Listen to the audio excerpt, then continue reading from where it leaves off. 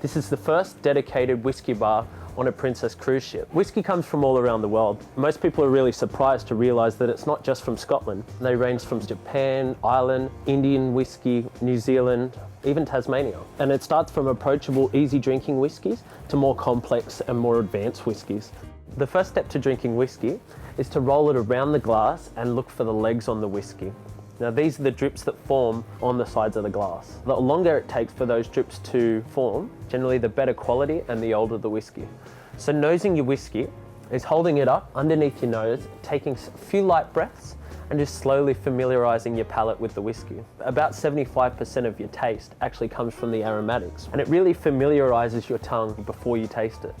Step number 3 is preparing your palate.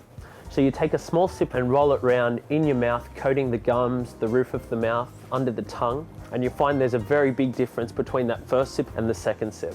So there's 3 different ways to drink whiskey. First is neat, or straight up, and that's whiskey in a glass.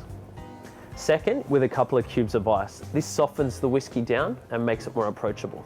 And thirdly, adding some room temperature water to it, which softens the whiskey and opens it up. You'll find you get a broader bouquet from your whiskey. So on board, we have 63 different whiskies, and I've chosen 3 to show you today. The first whiskey is Hibiki.